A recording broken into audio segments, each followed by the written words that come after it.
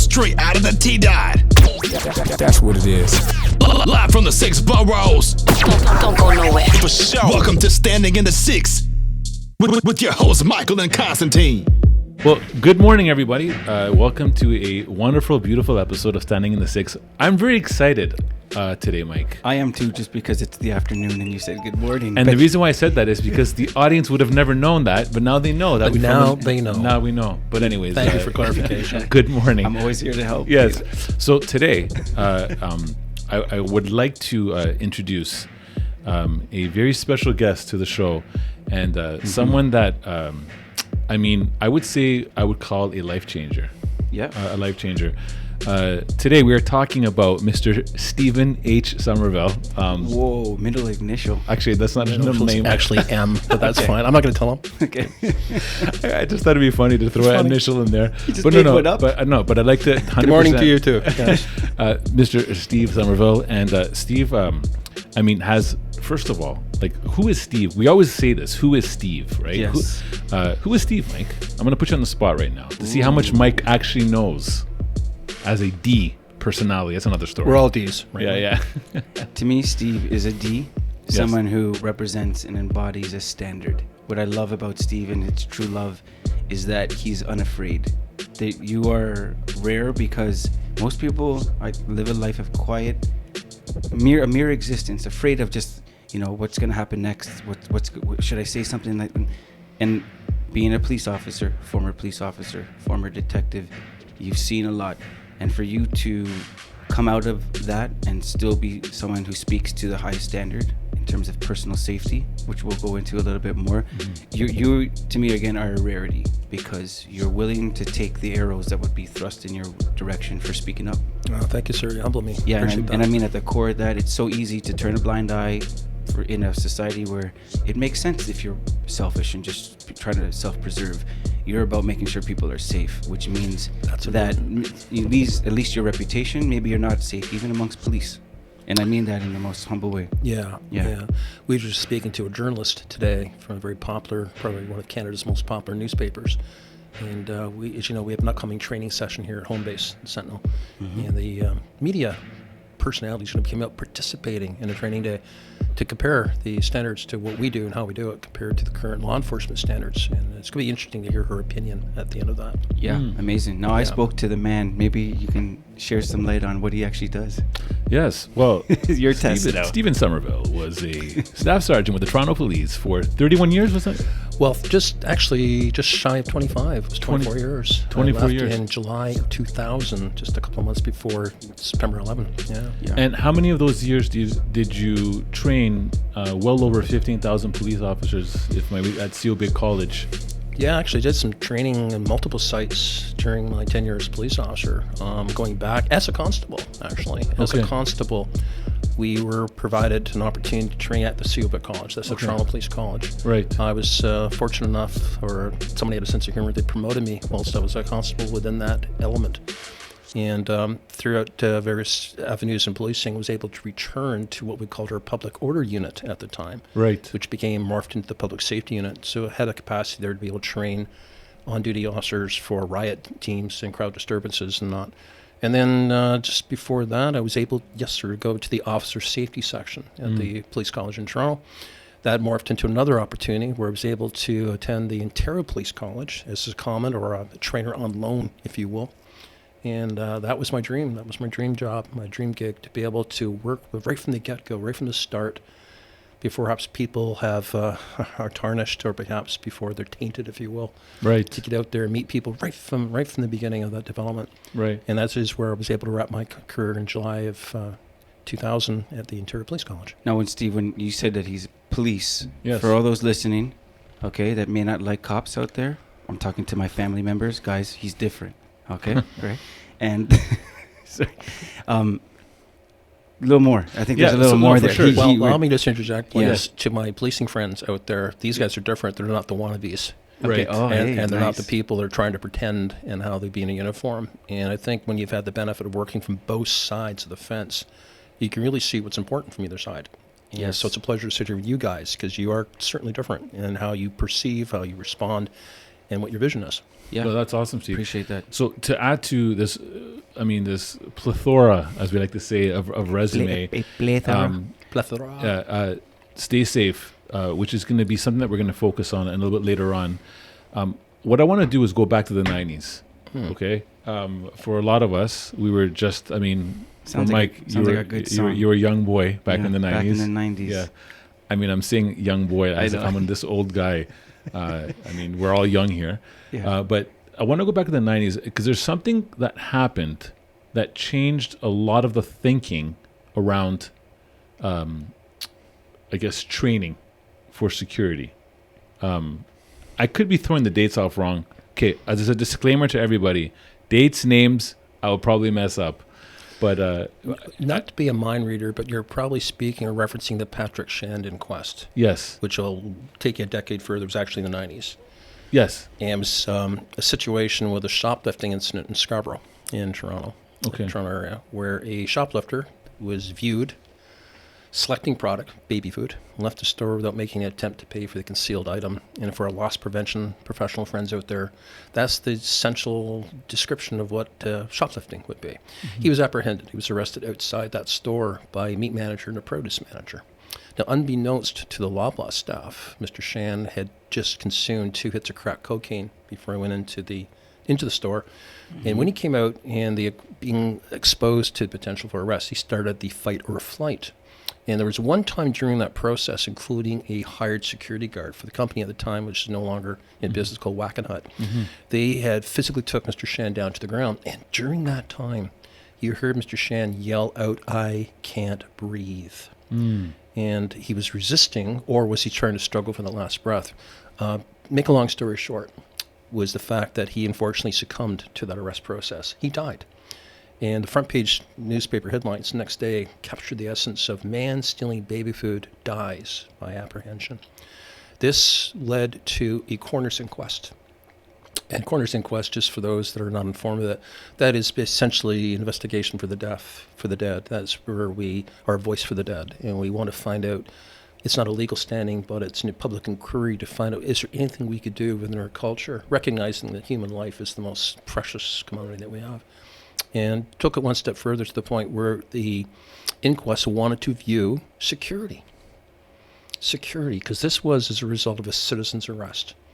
And should general members of the public who earn a living in protection of assets or property, should they have basic training, basic skills? And being a little wordy, I apologize for that, but what the scope of the coroner was at the time is that I think the public should have a good idea as to what restraint training is all about. Now, at that time, I had just left the Toronto Police, my tenure at the Toronto Police College, and at the time I was working for a major TV company. It was no longer in business, it was Chum Television at the time. Mm-hmm. And I was approached by the coroner's office and said, "We'd like to retain you. We'd like you to speak to the jury. We'd like you to educate the jury. And by the way, line up," which I did for a couple of days, to be taking questions by people who had standing at that inquest. To summarize it, that jury came out with 22 recommendations, all speaking to health and safety, and essentially saying for the first time in our culture, security should be licensed. They should be trained. Oh, wow. Because at that time, the existing standard did not exist up until 2005 in this province. You did not need to be licensed. There was no reasonable expectation of what people should do. So as a result of the death of one, we've morphed into a culture now where you receive relevant training, the duty of care, and recognizing some of the pitfalls associated to human restraint. And the jury's recommendations at the time, there was a Liberal minority government in the province. They acted on it. It was called Bill 159. And they mandated mandatory security training and licensing to start to covering off some of those areas.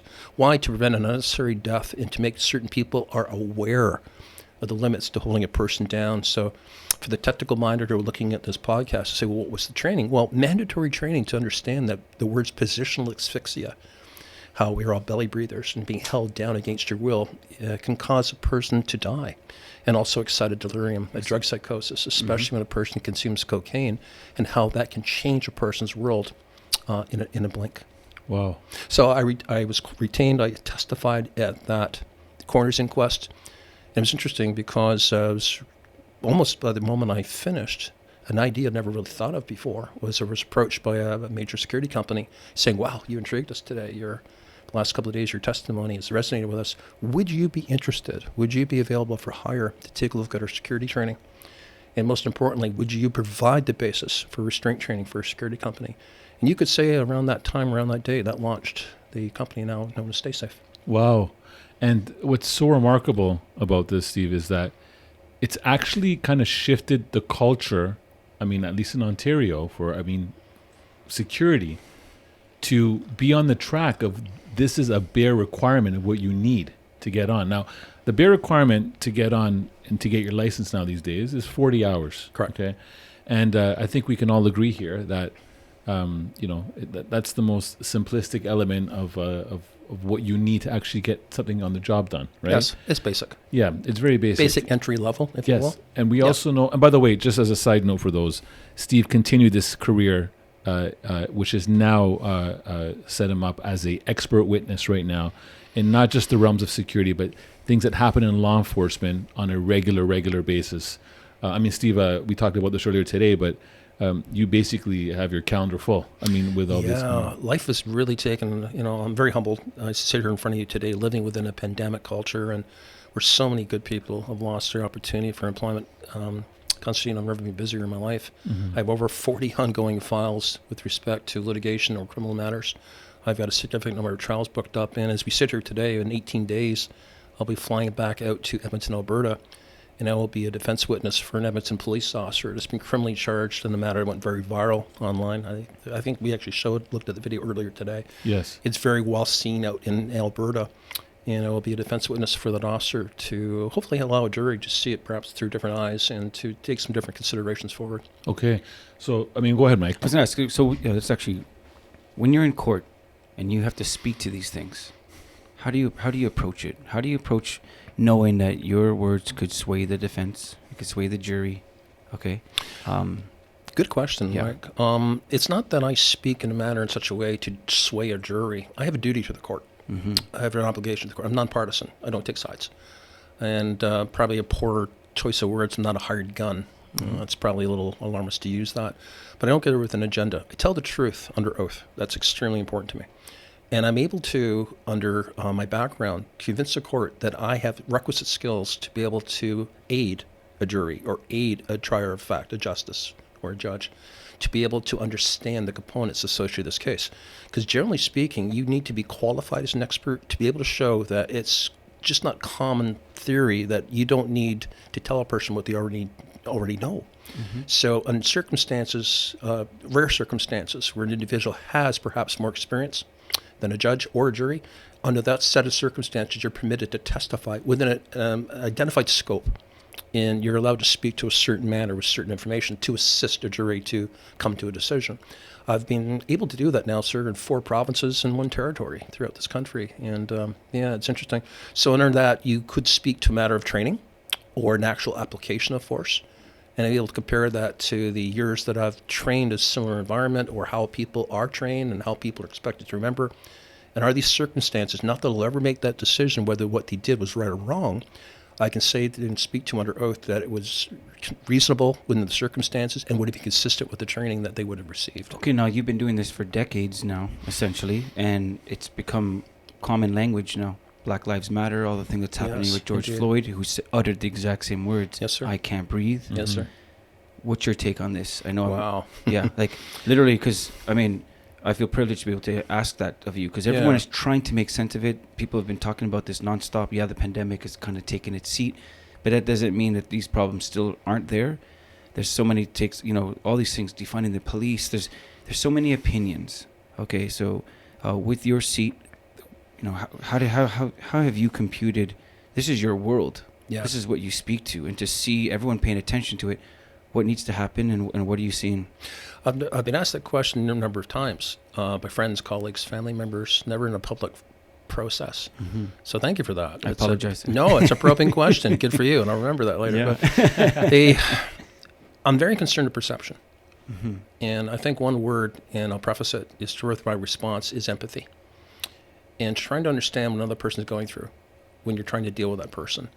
And at times what impacts or interferes with my ability to deal with you could be cultural. It could be a language-based area. Mm-hmm. And it could be perception of fear compared to resistance. So I think people who are wearing a uniform, let's preface it that way, when I'm dealing with an individual that I perceive that their behavior requires physical engagement, you've got to stop and you've got to think down here and you've got to take the reasonable steps to calm this person down. Now that serves through your body language, what I say to you, how I say it, and keeping in mind that I need to take these steps to perhaps prevent the need to apply force. I believe those are areas that somewhat lack currently in our law enforcement training. It's not black or white, and I'm saying with respect to the Black Lives Matter, but it's very gray, very murky world we live in. And we need to take a very strong look at the type of curriculum that we've been taught and what we place as being relevant and what we place our relevance on. And I believe, sir, there's not enough emphasis placed in de-escalation skills training and role-playing and scenario-based training to give the officers or people wearing uniforms the experience and the confidence to realize that a lot of times I am able to talk you down without having lay of the hands. Because I lay my hands on you, sir, life changes for everybody, especially when the situation goes awry. You know what? I want to interject there. Empathy. I mean, very loaded word. You know, it means a lot. I think, generally have empathy for someone like George Floyd. Even someone who's just busy in their day, they see it. There was something about it, you know, and for lack of a better word, it arrested you in your day. I had to pay attention to it. Everyone had to pay attention. I know my kids, they're talking about it in their class at the time when it happened. And I want to switch it to the other side. Empathy to the police officer. Now, forget that scenario. I just mean generally. Yeah.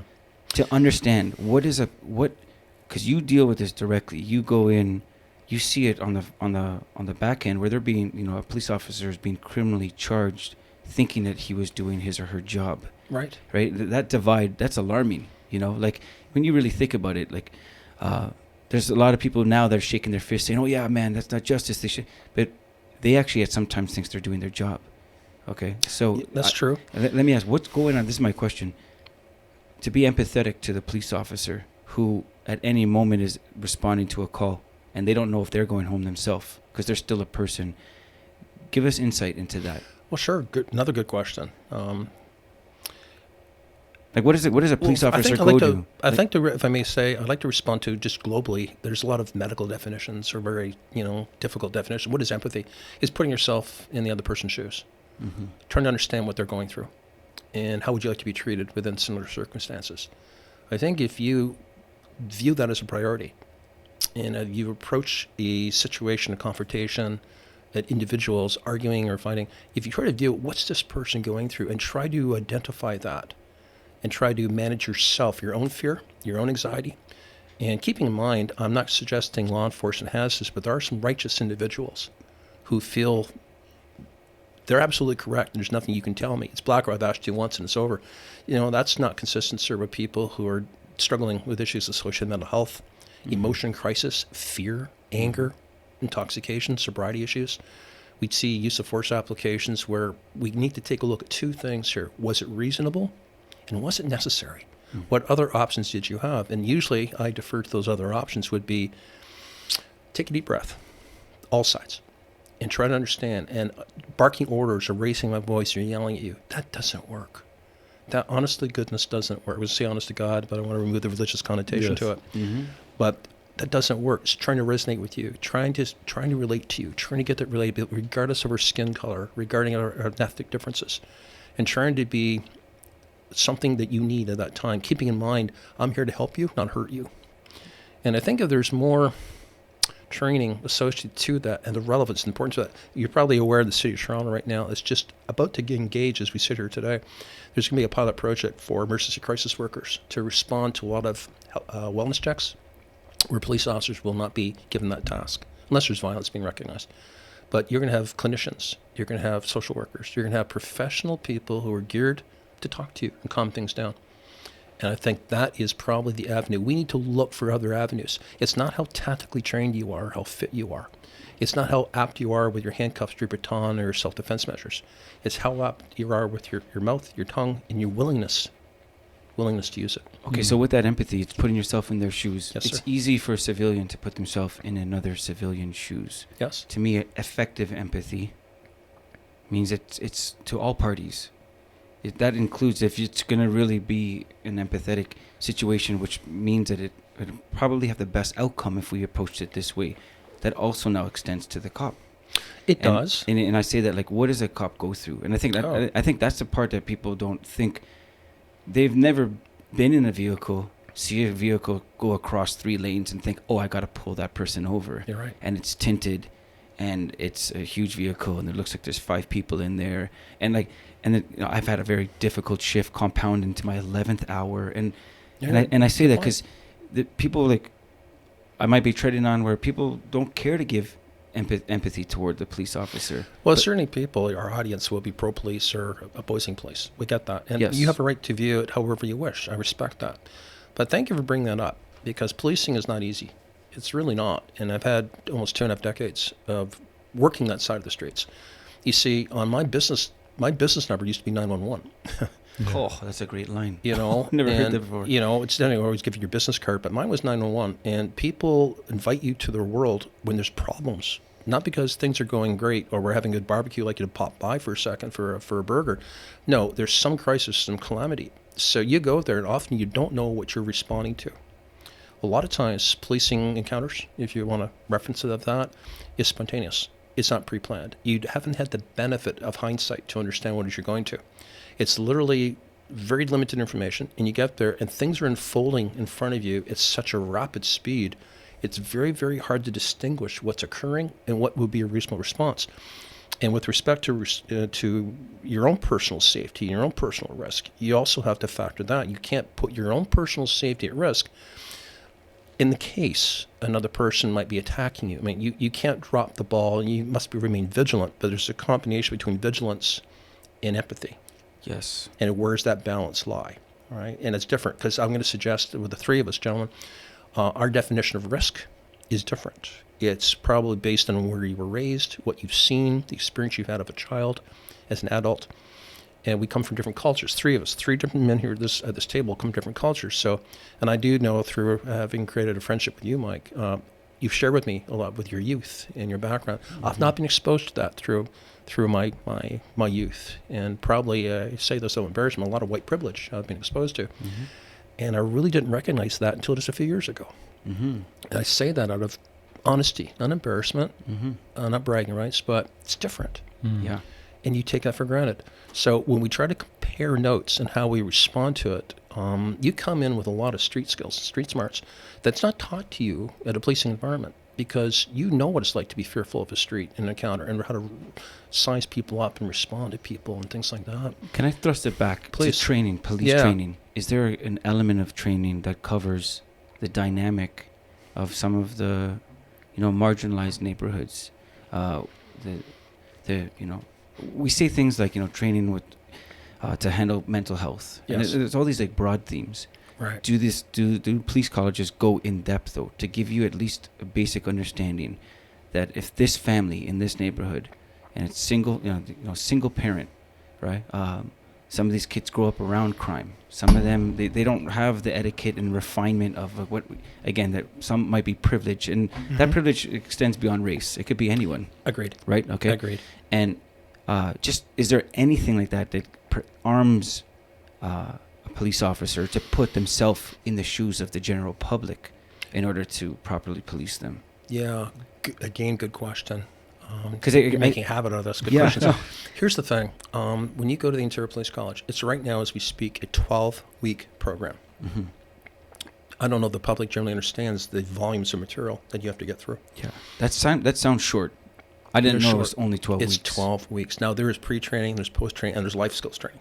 Okay. Ideally, you get the basic training to cover off the basis, so you can go back to your home service. When I say your home service, the police service that's hired you, retain you. That is where the true learning starts. That's where you go with a coach officer, a training officer, a skilled officer, senior officer. And you start learning, I would say the ropes. It sounds a little bit crude, but you start learning the basis and how to talk, how to approach. Now, that's dependent upon the officer's experience and good, bad, or indifferent, right? And how we respond to it and where you apply those skill sets. There's different segments of our community that you really do need to adjust your mannerisms. And I'm not saying well that would be in a social dynamic environment, but there are some people that will not take kindly to being spoken to in a certain way, and others would require certain language to make it more consistent to their needs. But we used to, when I say used to back in the day, I've had experiences in dealing with managing people with mental health issues, and you have members of the community coming in who are living with and dealing with mental health, and they share with you examples. They share with you examples on how they've been either treated well or treated poorly by people wearing uniforms. And they add that to your skill sets and your repertoire and your thinking. That's powerful. I do your duty belt. And to recognize, here's what I need from you. And here's what I need from you. And abuse and shouting at me and hurting me or scaring me or threatening me is not going to work. And we have a lot of people within our community who you've heard the lines, defund the police. They're not actually talking about literally removing police budget. I don't think so. I think what they're trying to suggest is there's other segments of our community that need more funding to be able to manage these areas of dealing with issues where things are going around, like home visits or wild visits for policing. Yes. So it's interesting, and I've said this a few years ago. So community needs beyond policing. Yeah. Right? Yeah. But it's kind of interesting. And at first, I will be honest with you, I took offense to it when I was first told that a hospital or a clinician or nurses would have a better means of de-escalating and calming people down than me. And I thought, what are you talking about? I'm a cop. I'm the best, right? But then I started hearing their curriculum and material, and I thought to myself, never thought of that. That would work. What's some things that they kind of threw out there, or just kind of general verbiage, positioning, hand gestures, creating that rapport with the person. I'm not saying creating a friendship, but creating that rapport. To me, again, it sounds like tools because they don't have a badge. They don't have a badge. They don't have a gun and they don't to have use. 911. They don't have a baton to use. Exactly. And they're not given those physical skills components that at times when people are at risk or perceived risk, you defer to. But what they do look at, trigger words, things that say, I'm going to hurt you, I'm going to assault you, that's not the time to put up hands.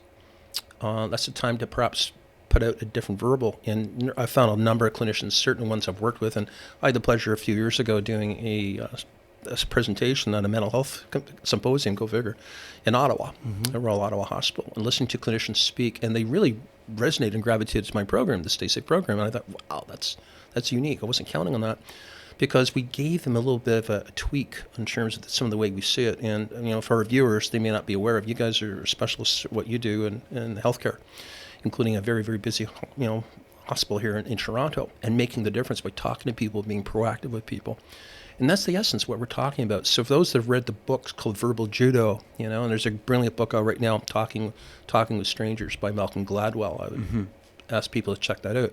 Talk about communications, the power of communications. And if a person has ever misunderstood you, or if you've ever had to correct a person, or if you've ever misread a person, that's the factors of communication and how they fail us.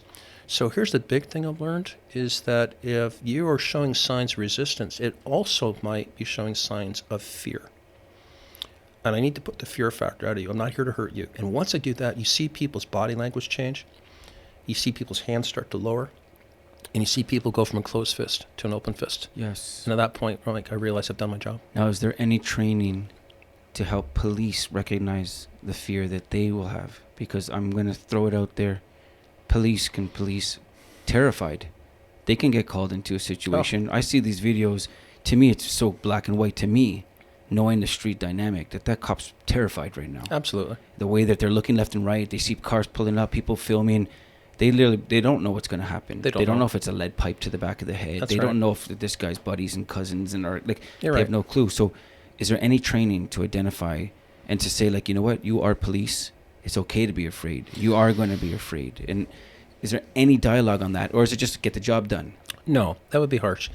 There certainly is discussions, and there's training modules with respect to the perception of fear and being calm yourself and how to calm yourself. And even we talk about autogenic breathing principles, how to lower your breathing rate, get your heart rate down, get your blood pressure down. Try to recognize that if you're a fearful person, you're in the fight or flight mode, you need to be more conversant and whatnot. So yes, sir, that training does exist. Unfortunately, I don't believe it's taught to the level of being your priority base for your training. It seems the things currently, as I understand it, in this country, just not this province, the things that are prioritized, such as your firearms and use of force tools, are used less than what we use every day, which is the communications tools. But there's less training focused on communication skills than there is on the areas of physical force. So when we start to swap that paradigm, and adjust the paradigm, I think you're going to see a change in the policing culture to recognize that we need to be more conversant and we need to be more communicative, and I need to be able to resonate my words with you and vice versa, so we don't even have to go there to the physicality aspect. I love, like, I'm thinking right now, because I know these neighborhoods, and cops come in usually in uniform if they do visit. Okay. Sometimes it's with a film shoot, and it's all done as like, hey, we're going to have a barbecue. Hey, we're going to... Okay, everyone plays the part, right? Yes. Kids come up, they get hot dogs, balloons, and whatever. That's right. But from the ground, though, it would be really interesting to maybe entertain even a program. We should even maybe talk about this with Ron Chinzer, and to take cops and to let them walk certain neighborhoods or to experience the streets as not police. Right. And to maybe meet some certain people, individuals, youth, mothers, and to like literally face-to-face field what they think of policemen or police women. Right. You know what I mean? Like, you've touched on one thing, Mike, too, about the uniform. And I'll mean to ask you a question, please. Yeah. What do you think, generally speaking, a police uniform represents to the community? It depends who you ask. Thank you. It depends who you ask. And what would you think would be the different responses depending on that segment? I can tell you right here, I might have let you know this before. We had fitted a guy in a bulletproof vest. Okay. Right. And he was trying on uniform. He was tactically dressed in this uniform. We had two ladies that work adjacent from us on our floor come out the elevator, and we flagged them down. I won't say their names, but we called both of them and we said, hey, what do you guys think of this uniform? What do you think as soon as you see this guy in uniform? Not police uniform. This is a generic tactical uniform, okay? First response is... But maybe give a little description who the two ladies... I will get there. Okay. Yeah. Okay. First, feedback one from the first lady said, I'm terrified. It terrifies me. And I said, why? Based on my experience, I don't know, and she didn't really go into it, but seeing someone in a tactical uniform made her terrified. Her coworker, who they know each other for years, almost looked at her sideways. And this is the second lady said, and looked at her and said, what? What do you mean? I feel safe. She says, when I see that, I feel safe. That means that, okay, so background, first lady is, she's black. Second lady was white. First lady has had personal experience related to uniform that was very negative, hence why it unearthed this. Just at the sight of someone that she's never met before, she felt terrified at seeing the uniform. Second one, her husband's military. Right. Her father is like you know, and used to that uniform presence. Yeah. Right. Okay. And that is, to me, just without even we weren't trying to probe it at all. I mean, we were by saying, what do you think of it? We were actually asking, not for the sake of these very real responses. It was more about the aesthetic. Exactly. We were literally it was more just like, what do you think? How's it look? And, and this was their very real, genuine response to it. So the response was not what you were quite looking for? No, but polar opposites. Though. Oh, this is the thing I always found was that the uniform can create usually two areas, fear or comfort. It's interesting. And just by your presence. So what does your presence indicate? So at times people look at you and think, I'm going to be abused, I'm going to be hurt. And others think, thank goodness you're here. I'm safe. So right from the get-go, from the moment you're recognized through that uniform, it can change the entire midst. A person can cross their arms, either as a means of defiance or concern, or it can open up a pathway to communication. So I think that's something that I wasn't really aware of coming into policing, is how my impact, how people can predetermine my response merely by what does it represent to them. Like an instant trigger, just without even knowing it. Yeah, and I think it's useful. So that's why it's great at times when you can take off the cap, the forage cap, or the ball cap for policing, and smile, and talk to people. And it's like a first impression, how powerful a first impression is. So with a greeting, hello, how are you? And be sincere. It can really, really just arm a person's viewpoints and make them more comfortable to talk to you. Are police trained to use their name when they say hello? Are they told to refrain from it? No. My understanding is through what's called the first contact approach is, we'll try to say perhaps some Constable Summerville or Steve, that sort of thing. Try to create that bond. So it wouldn't be frowned upon. So if I were to come into a very sticky domestic scenario and I'm police and I said, look, my name's Michael. Hi, Mike. Okay, I'm here to make sure. Okay. What a great way to, really de-escalate people. Yeah. Well, I mean, when we talk about training, we've said the word training quite a bit. Yes, sir. And the one thing to kind of throw out here is that I mean, you built an incredible program. I'm going to speak from experience called Stay Safe. So a little bit about us, how we brought Stay Safe into our lives. Is that I like that. That's a good. Is that you know, just like the pandemic, as we brought up, has hit many people. I mean, it didn't really, like, the pandemic was what kind of was the ignition, I guess, to kind of get things going. But we've recognized as a security entity that training in our country sucks. I mean, I'm sorry to be that hard, but that's how it is. And you know, for what we do and what we represent, as a maybe it may not be on the level of policing, but it's you know, very important in its role. It doesn't seem to transcribe with the individual that is performing that duty, and it's also very aware that many entities and companies do not see. Maybe they see the value of training, but they just don't do it for reasons of cost and all. Right. For us, we recognized that very early on, but when we found out about Stay Safe, we were probably, I would say, guilty of saying that, you know what, we already do a lot of training, you know, internally. You know, we do physical de-escalation, we do close protection, you know. Red carpet training. Yeah, red carpet training. Live events. Live events special training. events. But one of the things that, you know, I think was completely overlooked on our end was almost like the mental state, the psychology, the level-headedness of an individual dealing with a situation. Right now, typically for us, we usually go above and beyond to hire people that are going to possess extreme communication skills. But anyways, let's just kind of fast forward. The pandemic brought us in a situation where it blew away all the events, and you know, right now we had to put ourselves in a situation where we had to kind of pivot. And our conversations dated very early on, back in early 2020, Steve. Yes, that's right. Where we started to say, you know what, we need to start amping up this training. We already had sent some people to your course, Stay Safe, to be train the trainers. Correct. That's right. So we had this like diamond that was kind of like hidden under the bed, not being pulled out to be showcased.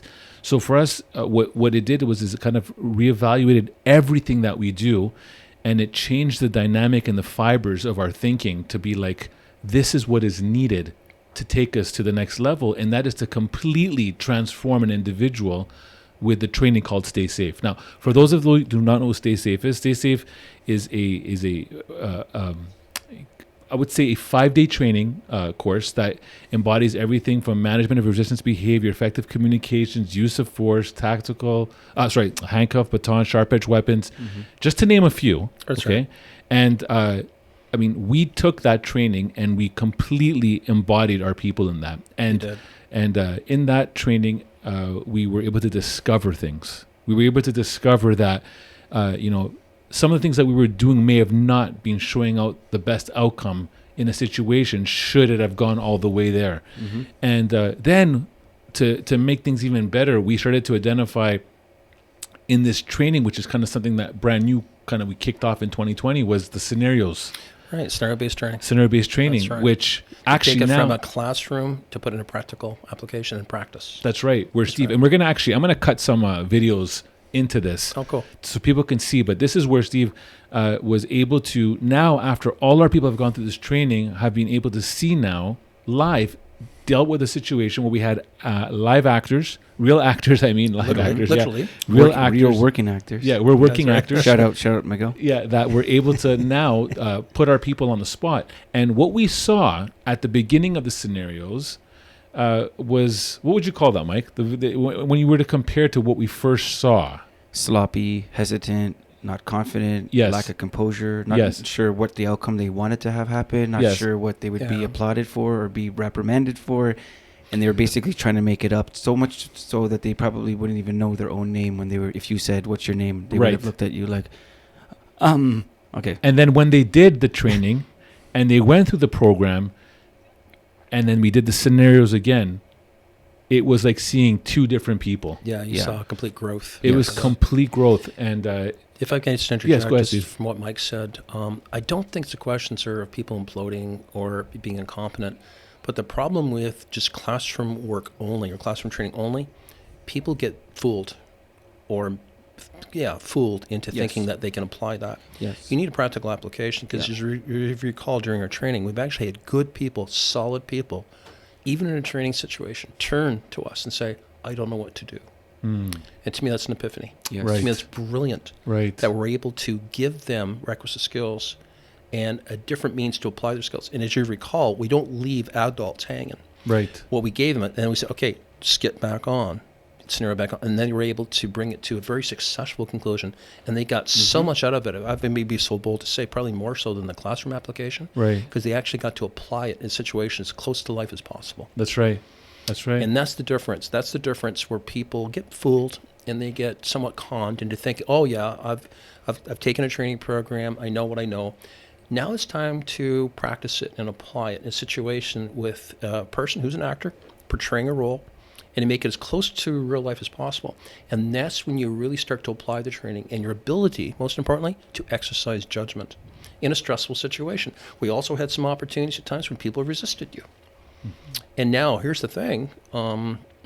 You had to control people against their will and not hurt them. Anyone can hurt people. Yes. The skill sets and the true test is to be able to restrain you, detain you, and not hurt you. Right. And I'd like to say those classes that we're talking about did remarkably well. No, Higher caliber, higher standard there. Yes, sir. Yeah. Absolutely. And for us, Steve, I can tell you this. Any entity, any person listening to this right now, they need to understand just how transforming this is. We actually, right now as we speak, outside of our studio here, we have a Stay Safe program going on right now. And I actually yesterday spoke to some of the students who are our newest recruitment class. Right. And I asked them, what's your thoughts so far? Because I'm always interested to see what their thoughts are. And they were like, mind blown. Oh, wow. Mind blown. And, I'll just say for anyone listening, for us as a company, What did they say? I'm curious to ask. The thinking, the philosophy, the way something is executed, is for them like where it's completely shifting their mind. I never, as you said, you never thought about something the way it was perceived to you when it was That's correct. It's the exact same thing that's happening right now. So to me, the reality is this, everyone. Training actually happens or it doesn't, right? And if it does happen, most likely it's not happening the way it should be. It should be presented. It's not really doing anything for the individual. That's the truth. That's how it is. Right. So for me, Steve, I can tell you as a company who invested in our people to do this course, it paid off massive in dividends. I mean, we talk about Bitcoin, stay safe. Forget Bitcoin, stay safe. Because to me, I'll say, Steve, like that's what was able to happen to us as a company. And I tell the story to people all the time because it just happened, like this underdog story of a company called Sentinel that almost got wiped out because they built their company around events. COVID kicked in. We have to pivot. What do we do? And we basically gave it our all in this. And it wasn't, the program was the strength of the foundation of what we needed. But now we're in a whole new sector now. We're in healthcare right now. Right. And we could have not done this without Stay Safe Training for Steve. I thank you for that. Oh, thank you. But I think it's also important. I'd like to find out how you came into the creation of saying, I need to put something together that literally is desperately needed out there. Oh, well, good question. Your turn. Good question. Yeah, that took me back late 90s, early 2000s. I started getting requests to do like self-defense seminars and whatnot. But what always used to drive me was respond as a police officer was, the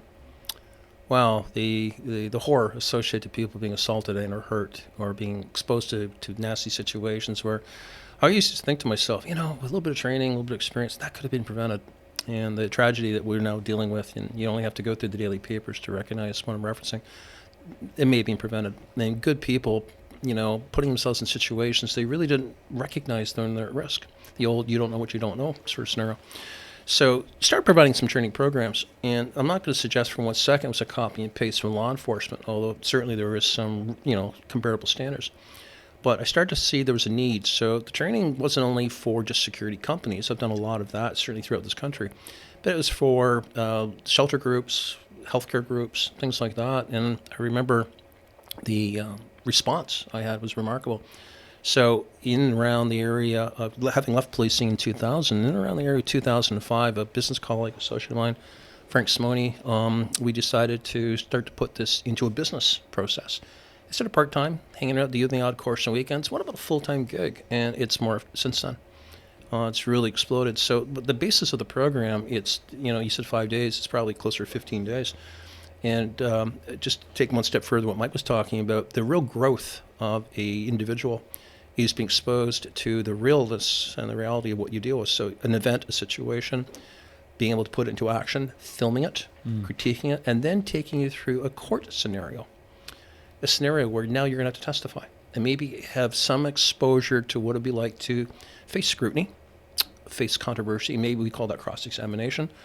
And we were laughing about that earlier today. Was some people weren't prepared for that. Competent people, communicative people, mature people, good, solid core people that were not used to that scenario of now having to critique and evaluate. And that takes you from a quality product to an elite product, as far as I see it.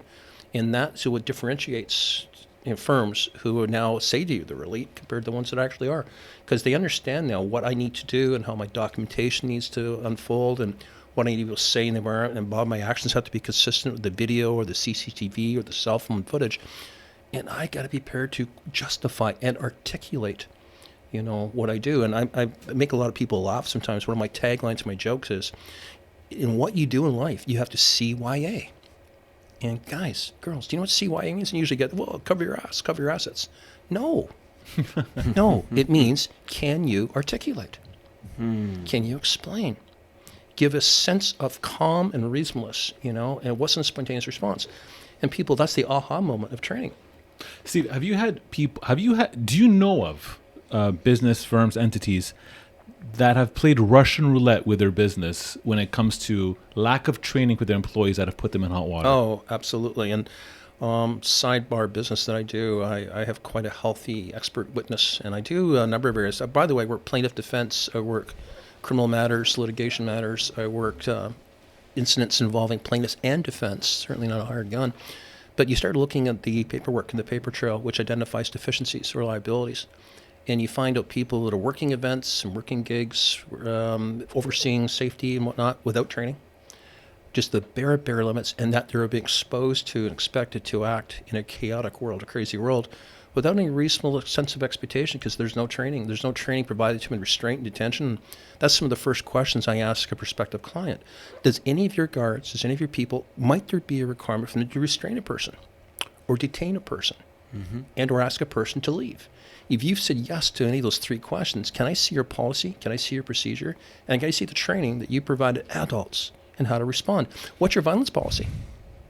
And if someone rears around, raises their fists, what skill sets have you given your employee and your staff members to reasonably respond for protection for themselves and their assets and or other people?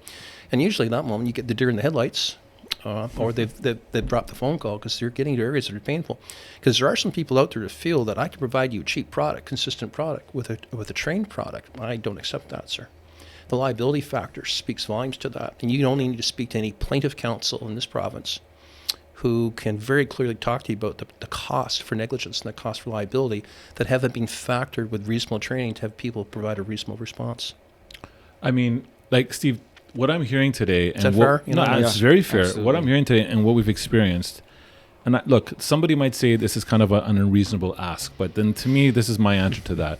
I think it should be, just like there's these mandatory requirements now to have a license to carry the job of security. Yes. I think there should be a mandatory requirement to have this kind of training for someone to be able to execute their job. I mean, why shouldn't it not? Why, like, to me, I mean, again, what we're talking about here is it's talking about protection of life and of asset, of premises, of environments. Right. So why is it that there should be no training for that? I mean, it's actually, if you think about it, it's actually very distorted thinking. Do you know what I mean? Yeah. So to me, my 2 cents on this is that if someone's going to be walking into this industry, they need to look at everything. I mean, a lot of when I say Russian roulette, that's truly what's happening right now. We're going to take the chance where something's not going to probably happen until it happens. And when it happens, guess who they're going to be calling? Well, you're throwing dice on a table. Right. And you hope it doesn't come up cat eyes. Right. Because then when it does, that's check. And what options do you have? And I'm not certain if there's going to be prospective clients or people out there kind of wondering what it is you teach and how you teach it. But here's a question I put to you. If you, point of reference, I'd ask you to talk about a government website. That's the Public Services Health and Safety Association. That's the educational wing of the Ministry of Labor. I invite people to go on to that website. And that's there again, the educational wing of the Ministry of Labor. They have actually prepared a document on security provision. And with that, they ask you to talk about your training. They ask you to view it. And can you answer these questions? So the basis of your training, does it have some form of expertise? Is there insurance to cover for that training, right? Can you provide the background of the trainer? Where's that training package come from? Is it court defensible? Is it something that a person can speak to if it's challenged in the curriculum? Those are questions a lot of people want to back off. So if there's clients out there that want to hire a security company, just not yours. What I'd ask them to think, okay, have you ever have requested proof of training? The security company, we'll call it ABC Security. Have you requested proof of their training? Should you be able to visit and partake or view the type of training you have? What proof of training does those guards have? Do they have a de-escalation program? If so, how so? If not, why not? So when you invest in a company and you think that all the risk is transferred because you hired ABC Security, you need to look at third-party liability because you're accountable for what you hire. You're accountable for the product you out there to work your event. And at the end of the day, you might have to justify and or articulate CYA as to why you went to the lesser scaled company to represent the safety for your colleagues, your needs, and the event that you're running. So you get what you pay for in life. I'm sorry, I hope that doesn't come across disingenuous. No. That's And yeah, you can get security guards out there for probably $16 an hour. All right. But what are you getting? Somewhere. Right. Yeah, somewhere. Yeah. And what are you getting? What Yes. are you honestly, reasonably getting? Right. What sense of accountability have you considered and looked at? So I ask those questions. And I guess it's easy for me to say that because I'm not hiring the security entities. But at the end of the day, when you take a look at appropriate security resources to exercise judgment, to not create a situation that's alarming, not newsworthy item, and to put reasonable steps in place and reasonable actions for people, that's ultimately what you're probably going to want to secure. right. What's Man. scary is to scale that up to where it matters, life and death, Yeah. in close protection. Mm-hmm. From what we know, the majority of people who hire close protection, because we offer it, they put total trust in the company. They don't know what the skill set is of that individual. They don't know what who's- they don't know? Yeah. And companies seem to be okay that the clients don't even ask. They just, they might say, like, I need someone, obviously there's there's a lot of red carpet videos going on in the Yes. background here. Yes. I'm talking real life right Yeah, now. that's right. Where someone says, I have an estranged husband. He's tried to kidnap my kids. He's actually, him and his brothers, they're all looking. Some people have some real problems. It might seem like that's far off there.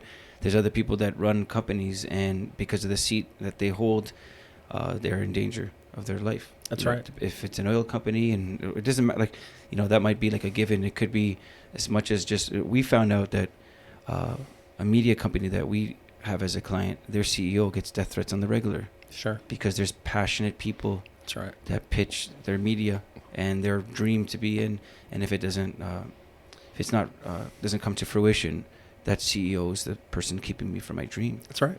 Okay. I got similar experience working with live entertainment mogul, being a national broadcaster, where you had a lot of the hate mail and you had stalkers, and people would sort of follow your talent and try to create risk for your talent off the site, going in parking garages, et cetera, et cetera. Mm-hmm. So you've got to, and there's also been issues where family dispute, where you need to take reasonable steps to keep a family member that's before the courts or whatever, keep them away from the workplace. If you don't have those policies and procedures in place and reasonable remedies for your staff, you've now allowed your staff and your clients to be exposed to risk. And that's Yes. the liability factor that kicks in. Yeah.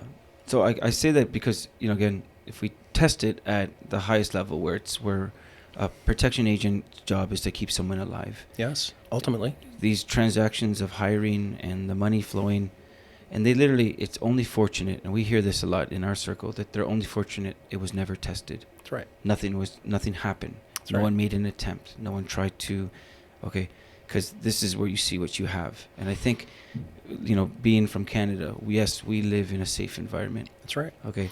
Well, Mike, even take it back to the training that you guys did. If I just may reference that, and just not to promote only one company. I like to make this nonpartisan.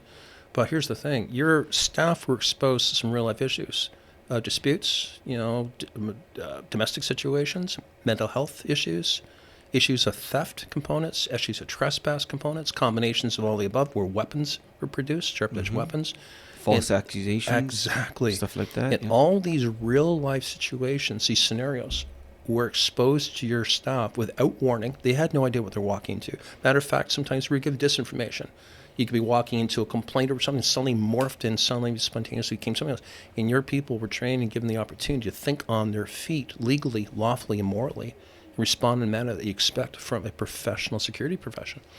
And that is the reality-based training we spoke about. You heard me use the term RBT, reality-based training. So classroom work, yeah, it's good, but if you can get the extra component of this, it creates an environment of response to what you're speaking to, sir. Now, does this happen for police? Do police do scenario-based training? Yes.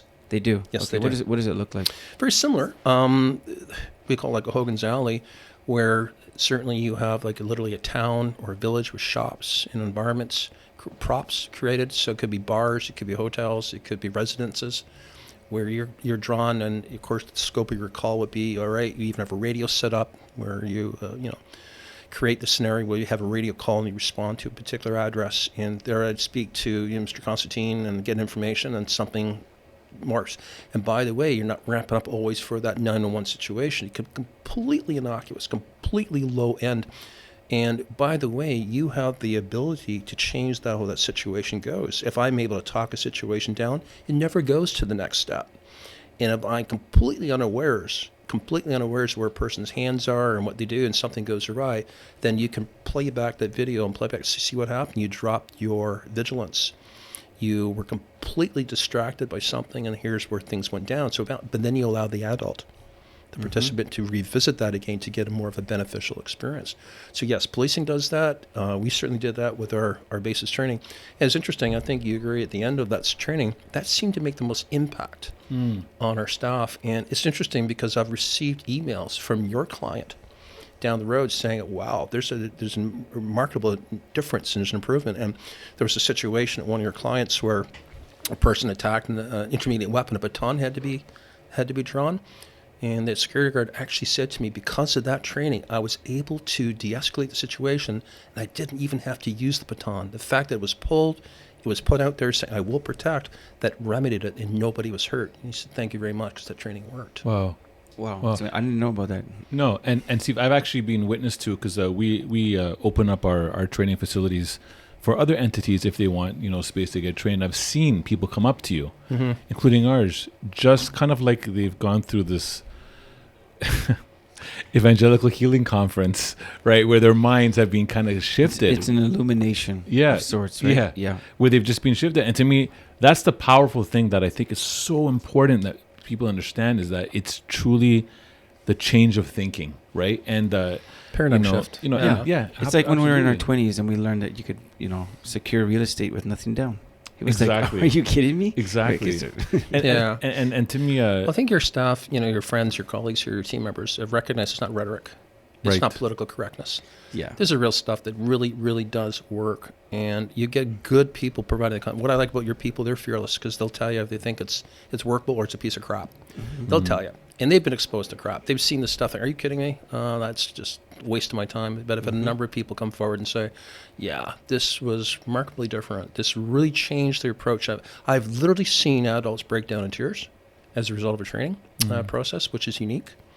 I had people very, very honestly come forward and say, thank you for that. That changed the way I view things. And I'm a believer, and this is what I'll do, because I realize this is how I wish to manage myself and others.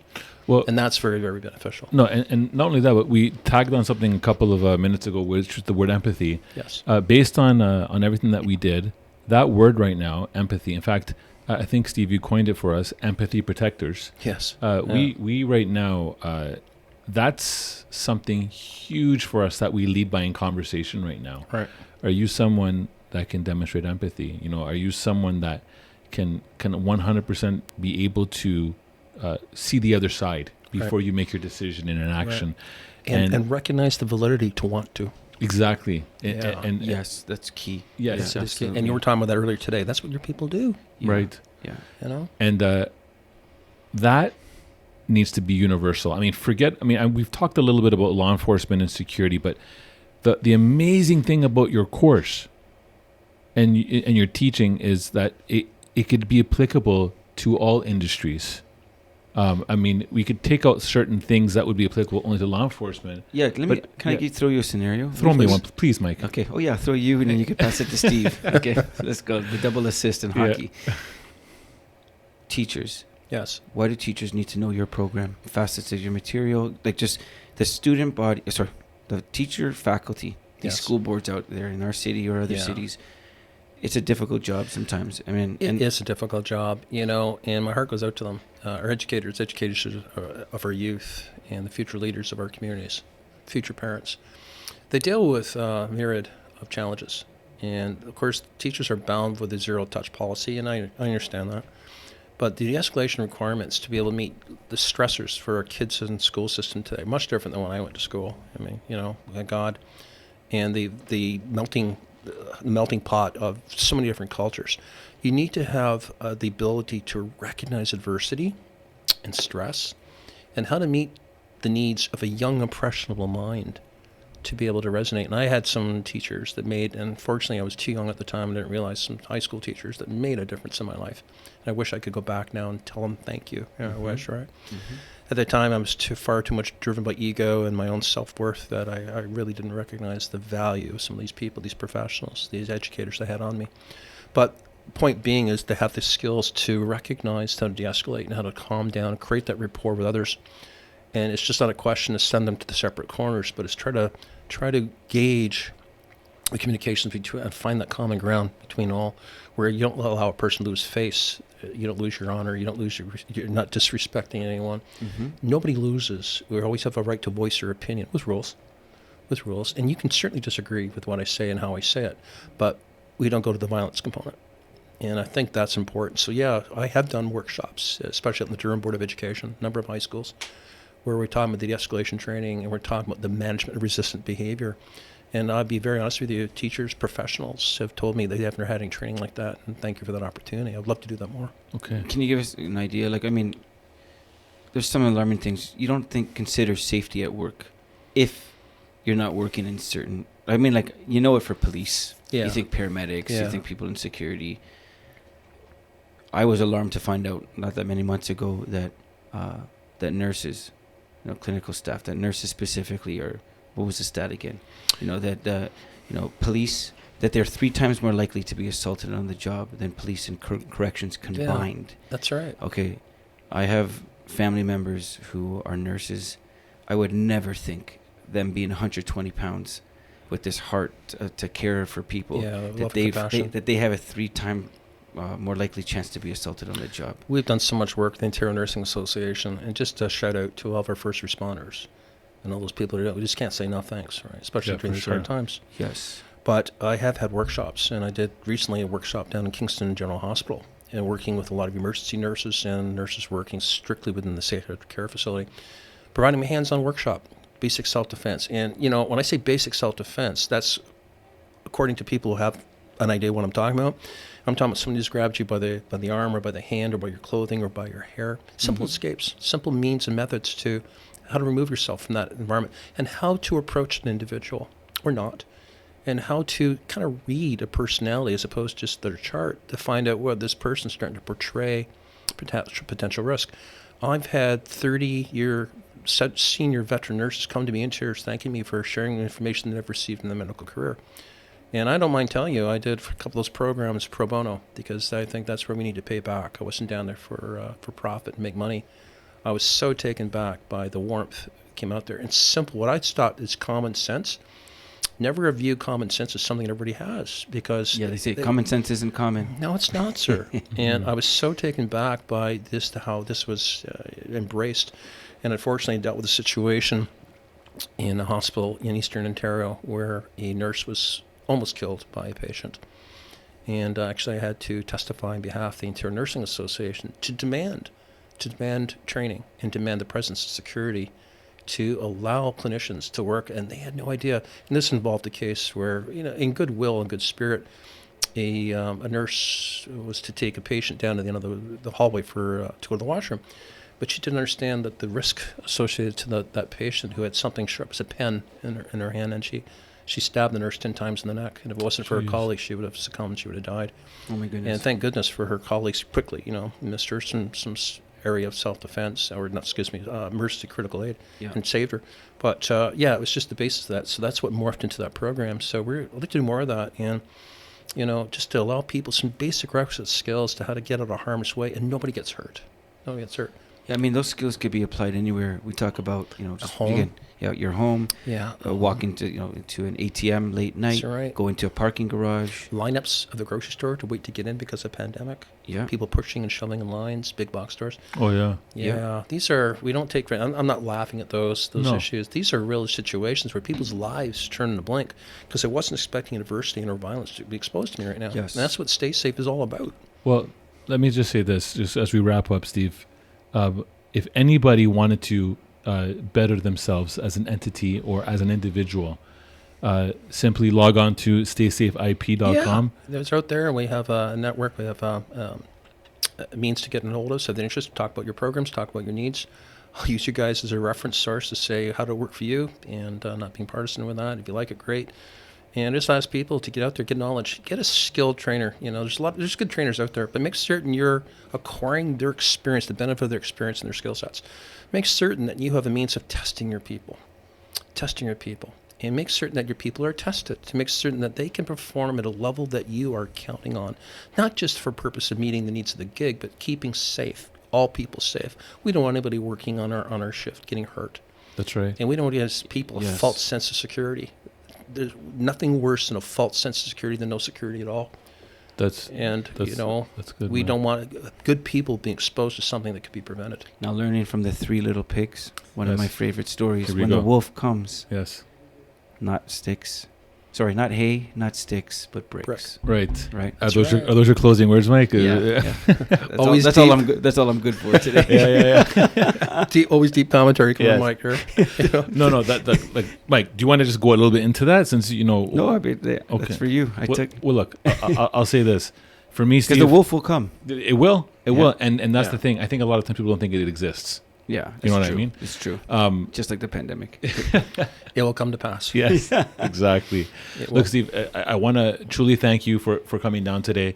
I could say that even though that I thought that I knew it all, but I learned even more today Oh, wow. from hearing from you. And we're excited to continue the journey of Stay Safe for our people. Thank you, guys. And again, for those of you that are listening, this is something that is 100% needed. And if I will do anything, I'll make sure it gets required. Oh, thank you. Thank you for the Exactly. opportunity of sharing message. Thank you for the opportunity of people who are maybe curious, who are seeking some valid information, just to say what we want to be looked at and some sources. So I invite you, just in closing, the Public Service Health and Safety Association. If any private security companies out there have access to legal counsel, get your lawyer's opinion. Just not when you're in trouble. But Yes. Be proactive. Be Yes. That's a preventative. good idea. Speak to your insurance underwriter, your insurance broker. Ask them, if I have proven training, would I get a discount? You might be shocked at the response and the answer. So, and speak to the clients. What is the presumption of risk? Take those reasonable decisions. Make certain that you have a trainer that can support you, not only in the boardroom, but also in the courtroom. And to all of our viewers, stay safe. And thank you for the Absolutely. opportunity. Yeah, I want to say to you, Steve, you have a program that it's so near and dear to you. It's definitely taken from your experience. What's amazing about something like that, when it's a labor of love, and we've seen you firsthand, that this is your life. It's something that you've made a life journey, a life work. What was amazing for us is we kind of saw that even as much as you know about it, you probably still don't really know how valuable it is, because when you're this close to it and you have this close relation, you know it because you fashioned it, you put it together. But again, you don't know what you don't know. Okay, and I'm excited to kind of see where this takes you. That if we can help in any way, get your program out there, because more people need to know it. I also, even for police, you are, former police. I am. You have Yes. that experience. You know it from the inside. You can't solve a problem from outside. Okay, and and I know that, as I was saying off the top, I encourage you just to, if you need our help in any way, shape, or form to get it done. But there's definitely two sides there, as we were saying earlier, pro and against. Oh, yes. That's right. And I know that it's great to hear how you can empathize with both. That sometimes means you are a bridge to both of them, That's And- our goal. That's yeah. what we need to do. Yeah, and I think that if anything, I love that we live in Toronto, and it's a city where we talk about these things and we address them. We don't have some of the deeply entrenched problems that America has. We don't. That's the truth. We're fortunate. Even there, though, there's areas of great gain and strides that we can make as a community. And I actually think there's something really cool that could happen in our city. You know, being so multicultural, we have so many different facets, different people and if we can make it work here, then it can work anywhere. You know, Mike, the United Nations has identified Toronto as being one of the most diverse communities on the planet. We have over 200 languages and cultures in the GTA. That's incredible. Yeah. That's incredible. We speak 200 different languages. I barely speak one. Yeah. 200 different languages. Yeah. My kids are bilingual, Yeah. but I'm not. I haven't got there yet. Yeah. But it's just the ability to be able to interact with others and to show the rest of the world really how we can all get along. Yeah. Now again, and then from a policing standpoint, you know, I just believe that we're in a position to maybe solve some of these problems, to address them, to go in not so stiff-necked, not so righteous, and say like, okay, let's look at our neighborhoods. What can we do? Let's look at the way we police. How can it change? And one handshake at a time. yeah, Yeah. That's all there it you go. takes. Yeah, absolutely. Cheers. Okay, There you well, go. we'll shake when the We will. pandemic's done. Yes. Okay, but- Absolutely. God bless you guys. Take care and stay safe. Yeah. Awesome. Okay. Thanks a lot, guys. Cheers. Have a good one. Peace. Make sure to drop by next week. Let's go. And don't forget to subscribe. Let's go! It's time to give a shout out to our sponsors. This podcast is brought to you by Sentinel Security Plus. For all your premium security needs, visit sentinelsecurityplus.com.